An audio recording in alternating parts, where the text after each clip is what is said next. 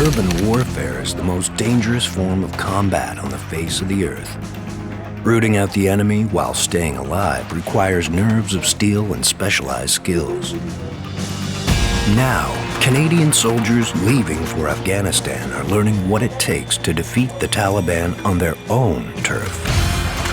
Tonight, on Truth, Duty, Valour, soldiers from the 3rd Battalion of the Royal Canadian Regiment in Petawawa train to defeat the Taliban, street by street, building by building. Ready, set, go!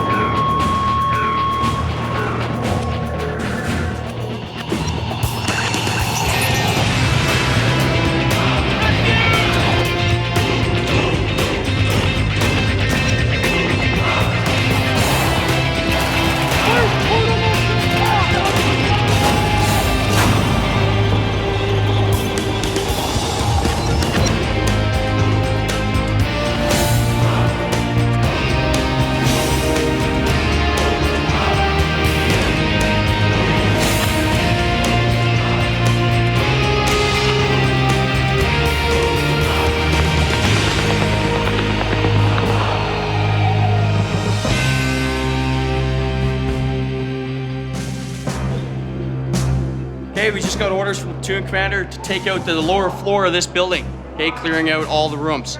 Okay, there may be friendlies in there, so be aware of all your shots. 100% shot accuracy at all times. Canadian Forces Base, Petawawa. Soldiers are being pushed to the limit in a simulated urban warfare setting.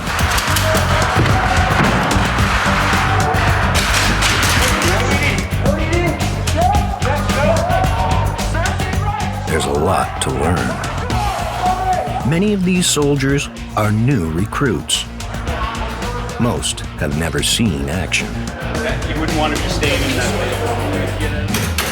way. Today, they're firing paintballs, or, as it's called here, simunition, at a pretend enemy.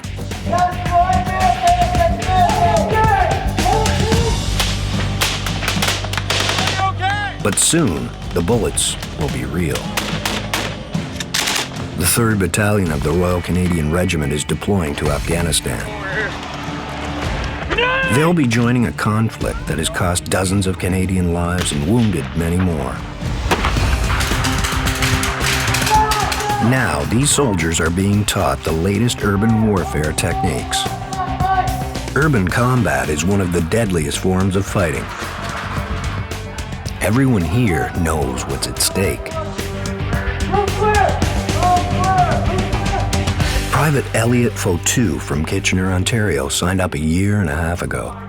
Well, the challenges are obvious. Like, you go into a room, you have no idea exactly where anyone is. So, I mean, the instructors here teach you drills, and they teach them real well, so you just go with it and hope you do the best. Private Erik from Toronto is also a recent recruit, but he's well aware of the dangers of urban warfare. There's so many places that a person can hide. We have to really be very alert as well, because we really are fighting room to room. It's no longer our section commander or our platoon commander that really does tell us what to do. It's the man next to you, or sometimes you have to take charge yourself. When Fox and his fellow soldiers head overseas, they'll be heading to a battlefield dotted with villages. In Afghanistan, Canadian soldiers are fighting in a maze of mud walls and ditches. So now, urban warfare training is being stepped up. So this is an environment where it's city blocks, grape huts, mud huts, villages. It's very close. So to get out and engage the population, you need to be very close. With 12 divisions to the 2-hour advance. Canada has a history of urban warfare excellence. World War II. Canadian soldiers lead the way, liberating Europe and Italy. They quickly earn a reputation as urban warfare experts. The Canadians devised new urban combat techniques. One, blowing holes in walls to advance, rather than exposing soldiers on the streets. But then, after World War II, came the Cold War. Training shifted for conflict with large mobile armies on wide open terrain.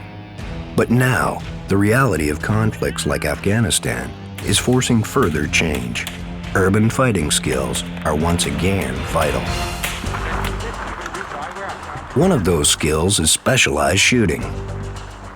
Out at CFB Petawawa's quick aim shooting range, it's 20 below.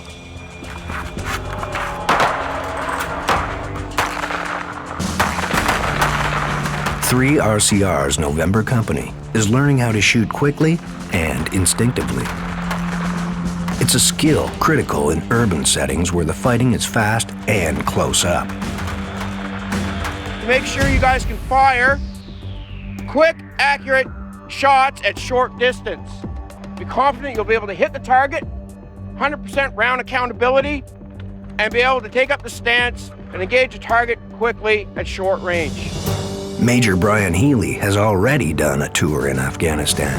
Obviously, right now, a lot of the engagements are happening in Afghanistan are at close quarter range, and this is an opportunity for our soldiers to perfect those skills. So they're learning to engage at 7 to 10 meters, essentially. Good, look at it! 1 round! For Private Jonathan Melvin from New Brunswick, the upcoming deployment will be his first. His objective? Suck up as much knowledge as he can before heading overseas. Everybody, in a way they want to go, in a way they don't, because you watch the news, you see everything on the news, everything that's going on. But at the same time, you want to go over and do your job.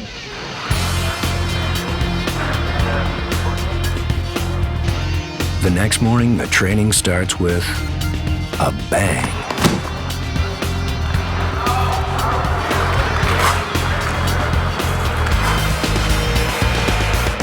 This time in the gym. Urban warfare can require fighting at very close quarters.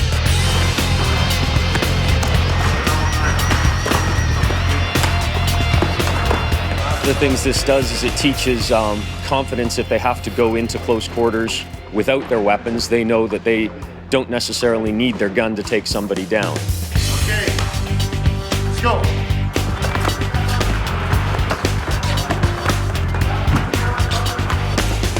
Our soldiers are tough young men, and they can apply violence with the best of them in the world, but it's done in a disciplined manner under the control of the chain of command. So far, the training has been intense, but soon it will get even tougher. The final, most important phase of this course will be held at a training center in Florida starting next week. But first, before heading to Florida tomorrow, there's one final critical test right here in Petawawa. Big sticks.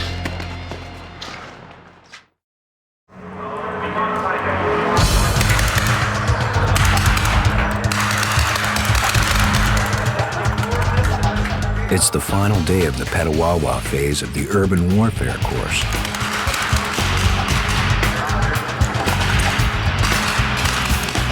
After 3 weeks of intense training, all of these soldiers are anxious to face the next phase of their course in Florida.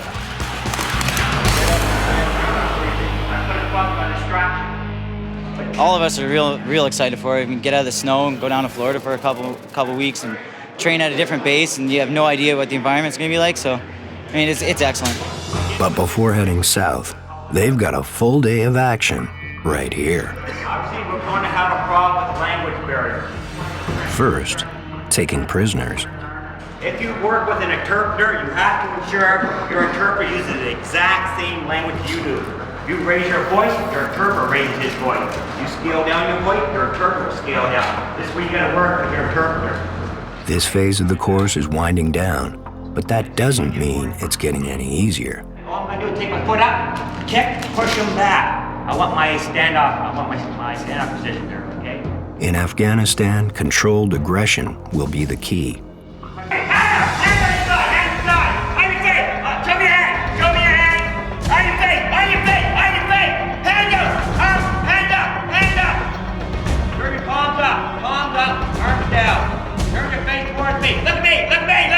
Face down on the ground. Look at me.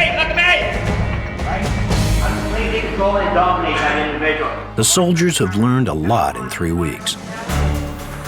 Everybody loaded, ready? Yeah. Now, a final test. We're good, we're clear. A chance to see how good they've become. It's a full-scale platoon-level attack.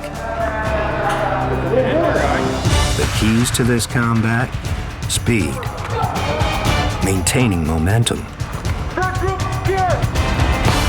and finding cover.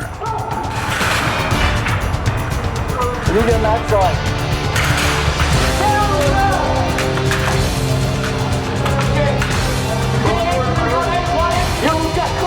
It's all happening under the watchful eye of their company commander.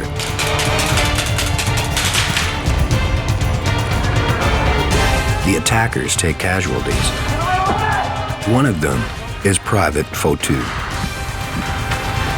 The attack succeeds, but it comes at a cost. Okay, guys. What happened there with the guys getting shot up? I didn't quite see that. I had to jump into the stack. I shot the guy like 10 times, and I ran out of ammo, and you trampled me, so. If everything starts going a little bit haywire there, okay, remember, you don't want to fade to black. Everybody take a deep breath, scan and breathe, and keep putting fire down, okay, until we get more guys up. But don't just stand in the funnel catching rounds, okay? If you got to move, you got to move. It's hard. Sometimes you forget the little things, but then I ended up getting shot because I did something stupid. I mean, you f*** up, you deal with the consequences, so. It's a tough lesson, but one best learned here in training, rather than on the battlefield. A lot of people, they only think about the room that they're in. We have to think about, if we can see 2 rooms down and they're shooting at us, we have to be able to, focus on that threat and fire on that threat if we can.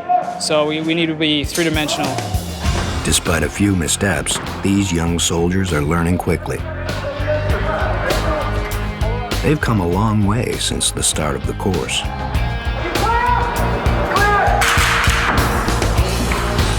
I'm actually very happy with the way it's been going. For the past couple of days, what they've been working on is just the drills at their individual levels. This was the first time they've actually been going through under the section commander's direction and then going all the way through and pulling back out.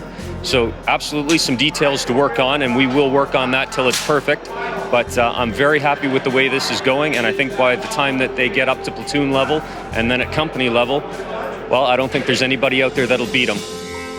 3 weeks later, Florida. 3 RCR has come here to Camp Blandling in the northern part of the state. They've been here 2 weeks, but the toughest week of the course is coming up. 7 a.m., Monday morning. Happy Valentine's Day, guys. Thanks a lot. Happy Valentine's Day, yeah, for sure. Oscar Company is prepping for a big day. Soon, they'll face enemy forces in a simulated battle at an advanced urban warfare training facility.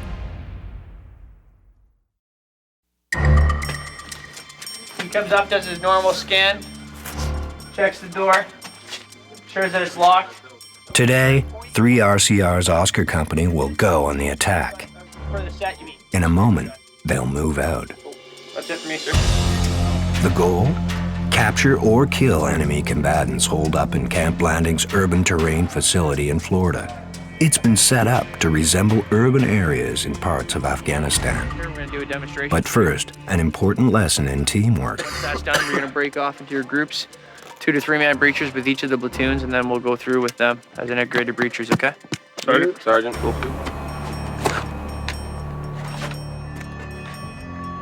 Each section of soldiers is assigned a combat engineer.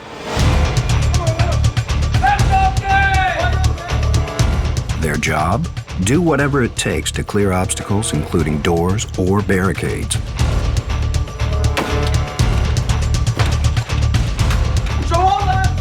They're known as breachers. Breachers are a vital piece of any urban operation. Along with their C7 rifle, each breacher packs a set of equipment known as hooligan tools. They often carry explosives, but for this exercise, that won't be necessary. Being a breacher is all about force combined with skill.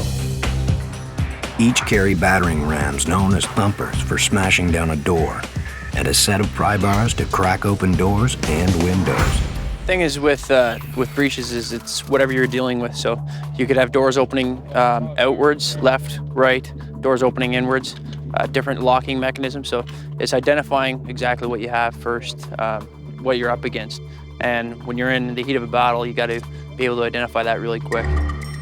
Without a skilled breacher, an attack can bog down with deadly consequences. This would hold up the entire attack. If you can't get in through your primary entry, you're gonna have to look at another way, either explosively entering the building or through another entrance point. And this is where the enemy's expecting you to get through, so it's gonna be barricaded. It's not gonna be usually an easy entry. With a breacher in each section, Oscar Company is about to face a serious test in urban terrain. DD's allowed? Because if we're going in that ladder there, our heads are just popping up. We throw a glow stick in there or something, the enemy force react to it. That's your call, isn't it? As the commander, all right? Yeah. Private Elliott Fauteux is assigned extra responsibility as second in command of his section. The way this scenario is going to work, all right? I want you to leave a man at every room, all right? Once you've reached your limit of exploitation, you pull the last man into the stack. See? Okay. Load ready, weapons on safe. Again, the ammunition is paintballs. But these ones pack a bigger punch than the ones used in the civilian world. Just ask the soldiers brought here to be the enemy. Yeah, if you get a shot on the skin or in a weak clothing area, like extremities, legs, arms, around the neck, we're protected for that wise. It hurts quite a bit. For training purposes, pain is a good thing. With blanks, you're never sure whether you hit your target. With this, you know if you hit your target, and you know if you got hit. There's no debate about whether the enemy got you or not. And the fact that it stings when it hits you reinforces the fact that this is a bad thing. 2 Section is ready to roll. 6 enemy combatants are barricaded in the second building.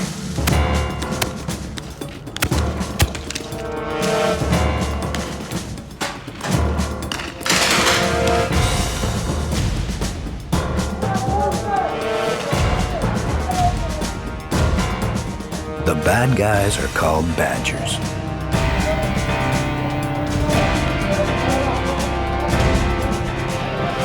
And they are taking a beating.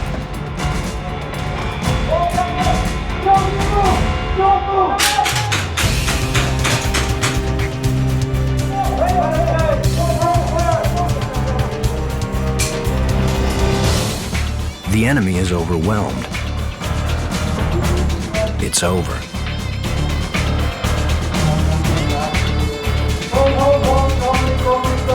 All enemy killed or captured.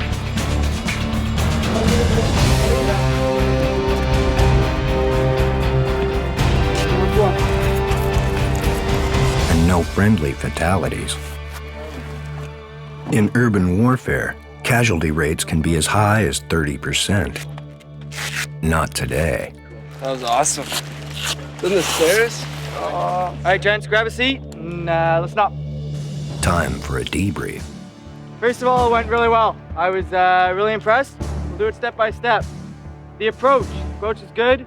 Charlie did an excellent job of covering the approach. Communication as to what you saw was good. Private Fauteux's section met its objective, but he's far from satisfied. Even though this kind of seems like fun, like you're shooting paintballs at people, you know, I took one in the leg today, and that's a real bullet is the way you got to think about it. So you learn from the mistakes you made and go on. And of course, like, if everyone isn't thinking about it down here, they shouldn't be here, so. Private Fox is also pushing himself hard. Been a steady increase in difficulty. They've been throwing a lot of curveballs our way, especially the way these buildings are made. Like half of them look like they're, completely blown apart, and that creates more cover for the enemy and less cover for us. And with that, we just have to adapt, overcome.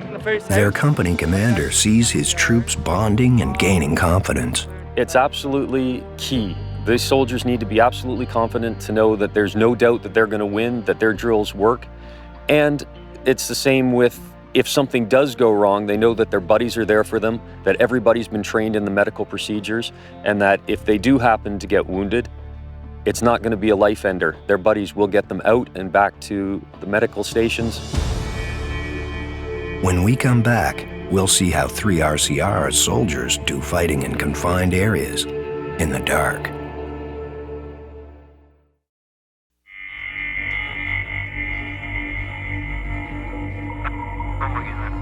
Back at the Camp Blandling Urban Terrain Training Facility, the enemy is watching. Okay.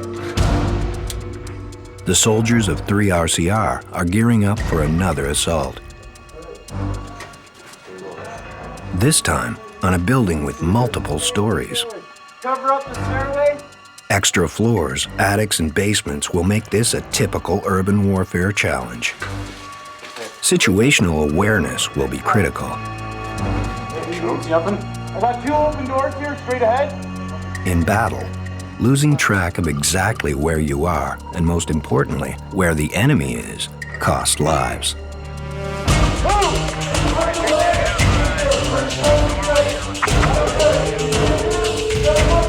And while the attackers have greater numbers, the enemy knows the terrain and has had plenty of time to prepare. 2 enemy down, but there are more. Down. 3-3. Now, the most dangerous part, clearing the attic. The attic and provide cover up there. More enemy contact.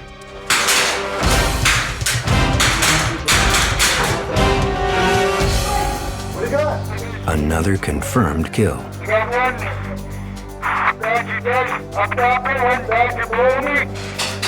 Overwhelming force, skill, and firepower are winning the day. The 3-3, this is 3-3 Alpha. The lower floor is a correction. The ground floor is secure. No friendly casualties. 3 enemy dead.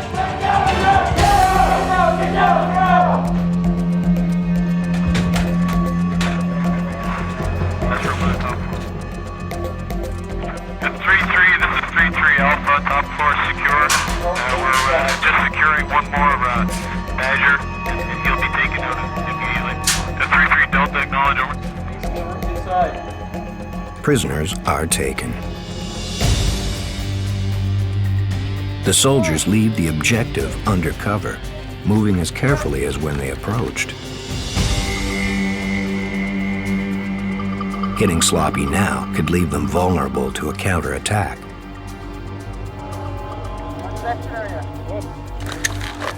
It's a very successful mission. So you slowed it down a little bit? I have. That makes a big difference then. Anyway, like a little bit, maybe a little bit slow at times, but the guys were really good. Even the enemy in this exercise admits they were outgunned and outsmarted. Even though we had a kill zone set up, he still kept the bullets coming, and he ended up killing us both, so it was a pretty good job. Right there. Yeah, basically. It's been one of the best exercises so far, Upstairs as soon as we came in. and the timing is perfect. An important visitor has been watching it all very carefully. Brigadier-General Guy Thibault has made a surprise visit. Interesting time to be in the Army. We've learned a lot about what it's to be soldiers. I know that many of you guys here have certainly lost some of your friends. No guys that have paid a pretty heavy price for the operations we're in right now.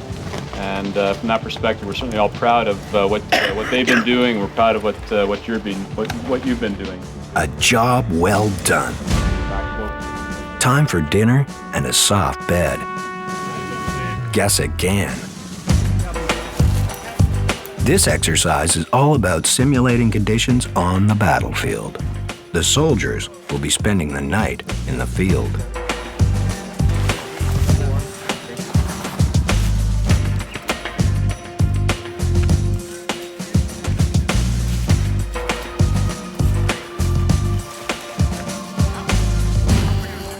Tonight though, when you do bed down this evening, all right, if you're taking your boots off, all right, make sure you cover them up, all right, because I guarantee it in the morning, it's going to be frost on top of you, all right?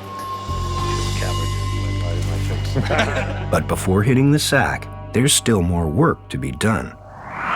Three guys up! One of the coalition's greatest advantages in Afghanistan is the ability to see at night. Canadian soldiers are equipped with the latest night vision equipment.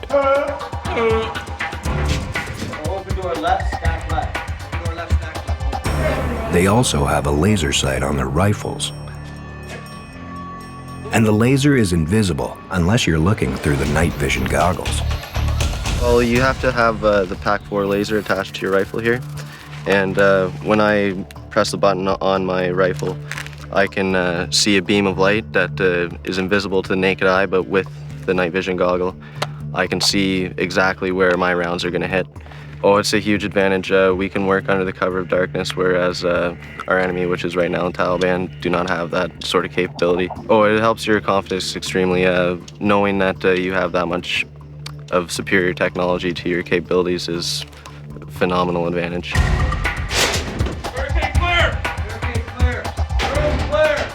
Tonight, the soldiers of 3 RCR learned how chaotic nighttime close-quarter combat can be.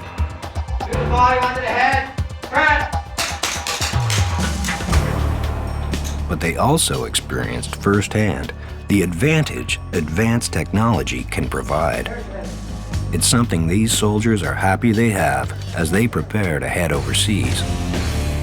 Coming up, the soldiers of 3 RCR learn how mistakes in urban combat can cost lives.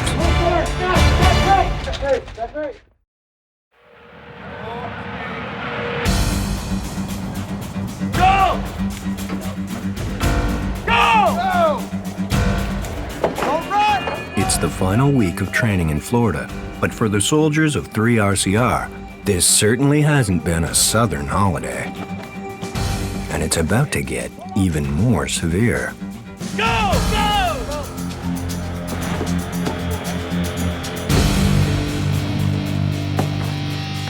Go! It's only 8 a.m., but all over this base, Canadian soldiers are sweating it out in the Florida sun.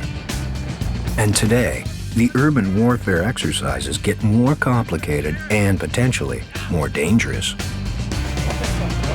You know, you got to remember, if you're looking around the corner, your gun is going out with you, okay? You're not just peering around the corner.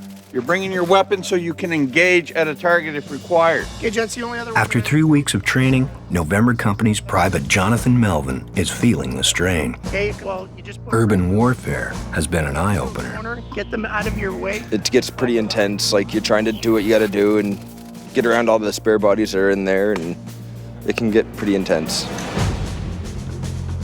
And that intensity is about to pick up.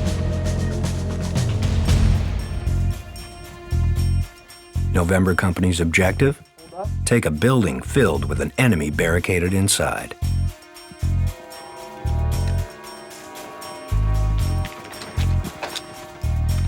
November Company's advantage? Combat engineers have brought a little surprise. Once they start moving, momentum must be maintained.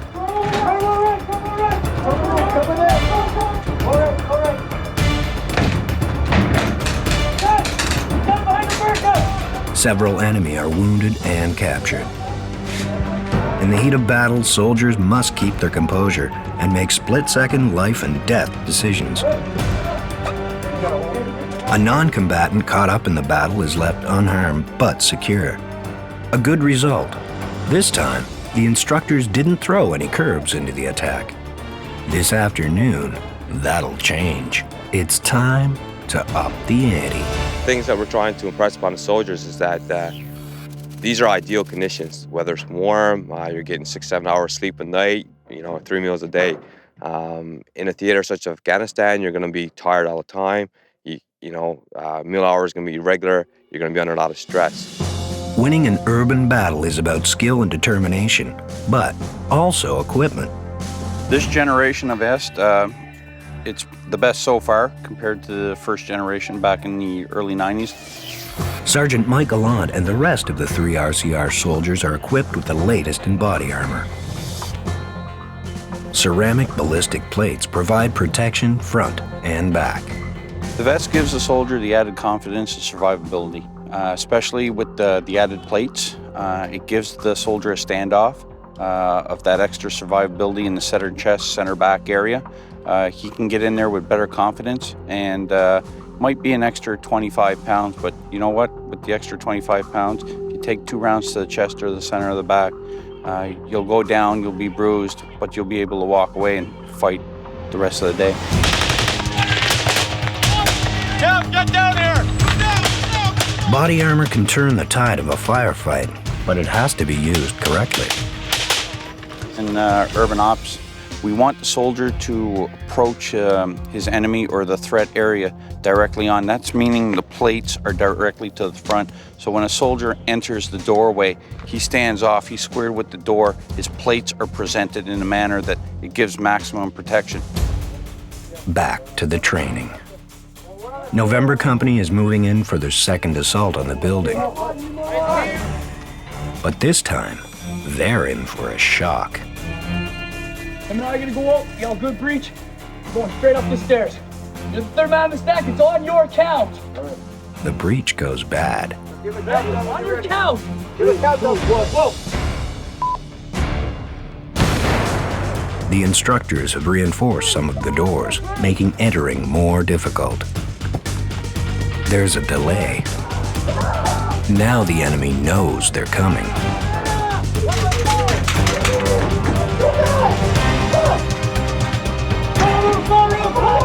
There's confusion.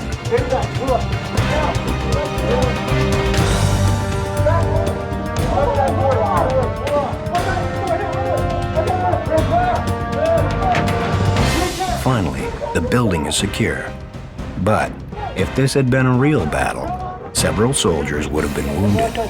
3 would be dead, including these 2. First det ran up. As we advanced, we got piled on the wall with a failed breach, and we got pushed out into the open and got pop shots from the roof, which essentially hit us both in the head. Yeah. Everyone knows these types of mistakes can't be made in Afghanistan. So in a lot of ways, what we should have done, or what I should have done in the plan, was get a better coverage at the front. Maybe if we had snipers that solved that problem, but the initial break-in was compromised and 3 guys died. Mistakes were also made once the soldiers got inside the building. When you got in there, you didn't systematically go in the rooms. You went from the doorway right down to the farthest corner, instead of going room to room to room to room. By doing that, going straight across, you've now opened yourself to 3 rooms that could open at any time and pin you in that room and also pin your entrance. Lieutenant Colonel Barrett, the CO of 3RCR, has plenty of experience and some valuable advice. Every plan survives until contact. Could have been the best plan in the world. When the contact happens, things change. And the reason why we've been successful in the past, we're successful in Afghanistan right now, is because of you guys. You guys are the best soldiers in the world. Believe it. There's absolutely no question. So by doing this stuff here and the drills that you're doing, you're just going to get better and better and better. And when you hit that, doesn't matter what the you have and what you don't have. Your plan's based on what you have. And when things go excellent according to plan, or if things go south, doesn't matter, because you guys know what the hell you're doing. This is where you want to learn your lessons. So the only truly way to learn well is to learn by mistake. So when you're doing your training and there's mistakes made, and the result of the mistake is some of our soldiers being shot and or assessed at being killed, then that is invaluable training because they learn from those mistakes. Coming up, the culmination of this training, 3RCR goes on the attack again, this time with live ammunition.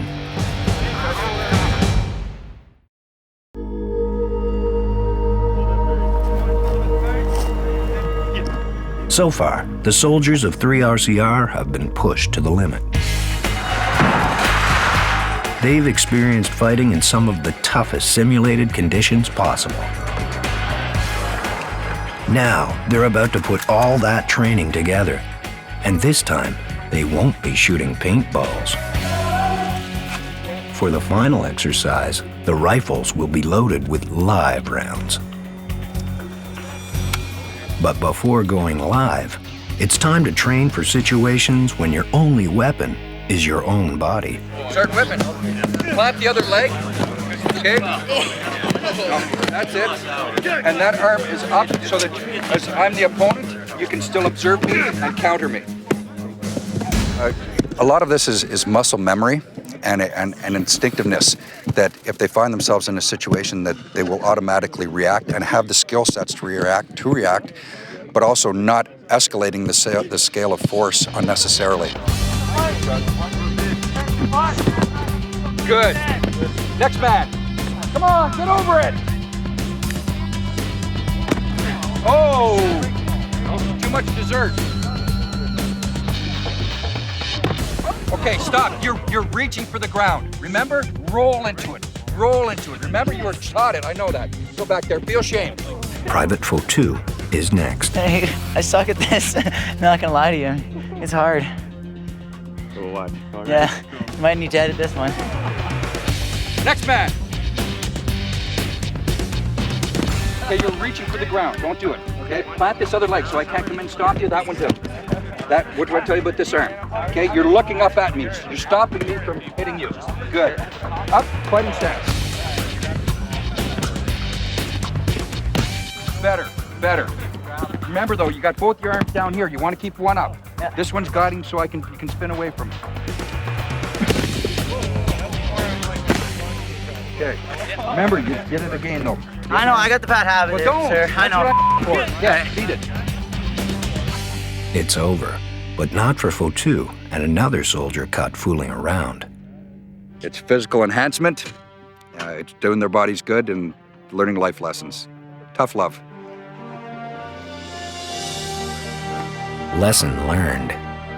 Now Fauteux is focusing on tomorrow's live fire exercise. It's serious, but every other training that we do is if you mess up and have a ND, negligent discharge, you fire around, even if it's blanks, ammunition, it's all treated as live. So, I mean, the risk of hurting or killing someone is always there, but it's drilled in your mind that weapon's unsafe at all times until you see a threat.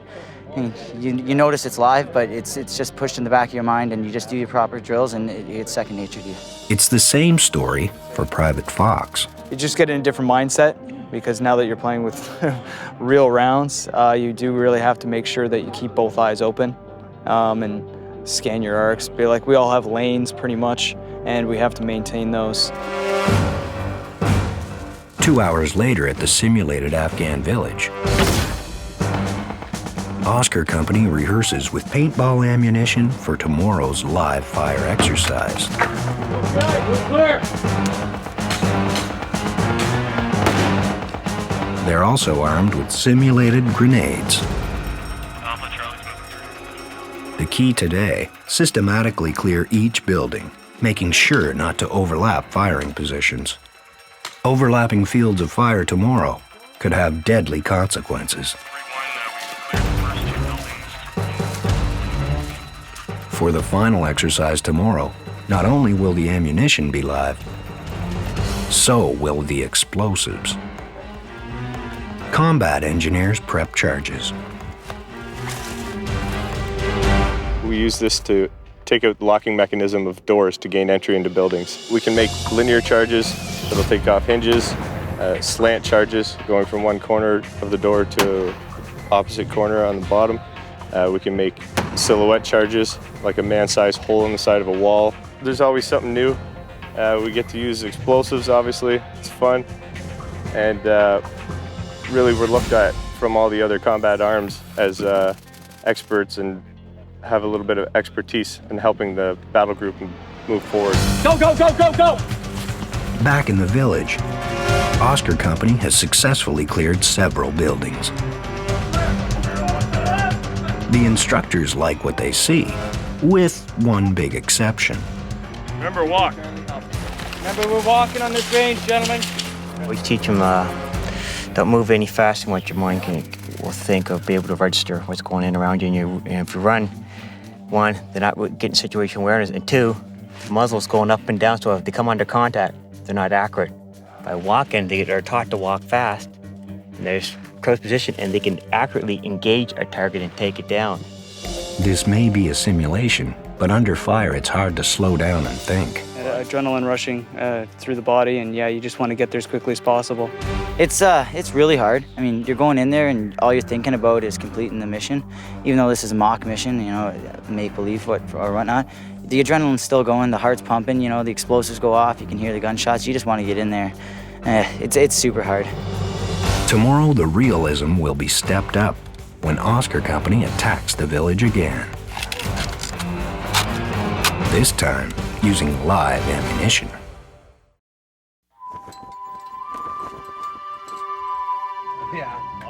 7 a.m. Breakfast is being served. Just bacon, please. But Oscar Company finished theirs an hour ago.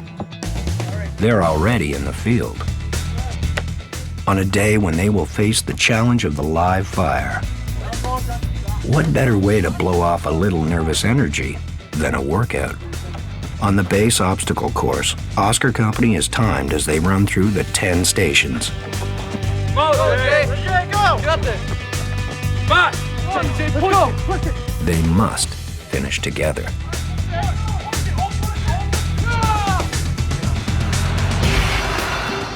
An hour later, the live fire assault on the village is about to begin. 1300, let me know. I'm on your channel. Let me know when you're ready to go. Okay, sounds good, sir. Yep.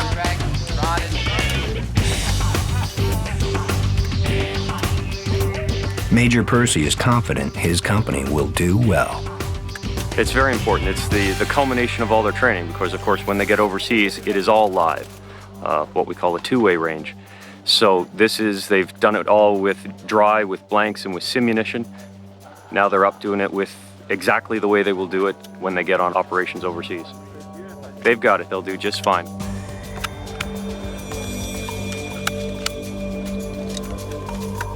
I mean, if you got butterflies, it's nervousness. You know, your mind's always switched on 100 different things of what's going to happen. But, you know, once you get in there, it's just routine. You do what you're taught to do. Now it's time to put that training into practice. They have half an hour to root out the enemy. The section split up to take separate buildings. 10 Taliban are represented by targets. Each rifle holds 30 rounds. They're being emptied fast.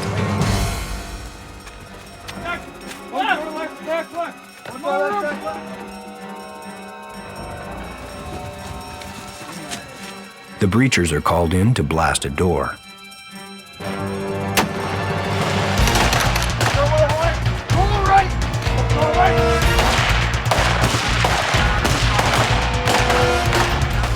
So far, so good. 5 Badgers are down. The 2 dogs in custody. They're waiting for extraction by the world.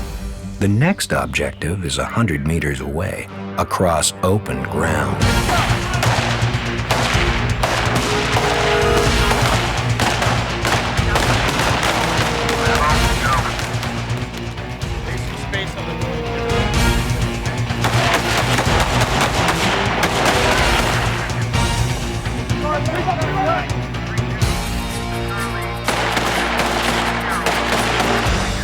Mission complete. The attack went flawlessly. Oh, you get pumped up, and even though they are just paper targets and pop-up targets, you do kind of get mad, you know? You figure they're the ones that are shooting at you in a real-life scenario. So you also feel like respect for the guys that are beside you. You know, when they do something right and you push through and everything flows the way it's supposed to, you feel good after. It feels great right now. Yeah, the second time, right in the street there, we had 3 targets pop up real quick. Called contact to the front, engage. It gets the adrenaline going. My heart's pumping still. All right, good job, 3 sections. Hey, you've been here 10 days and you can look each other now. You guys are hot. You're good at what you do. Outstanding work. You took a little different approach. You did a platoon approach, hallway boss. The stacks were firing on the move and not stopping. Outstanding job, guys. 10 days. 10 days. And look where you're at. You guys are the best at what you do. Believe it. You see it in each other. Outstanding job. The exercise is over. There will be much more training before 3 RCR leaves for Afghanistan in August 2008. And when that time comes, you can be sure these soldiers will be ready, willing, and able. You know, I chose this job, and it's what I'm proud to be a part of and proud to do. Sometimes you wake up in the morning tired and you think, oh, this sucks, but you know, you just move on and you end up doing something cool like this. Everyone deserves the same freedoms we have. And people of Afghanistan, they don't have the same freedoms.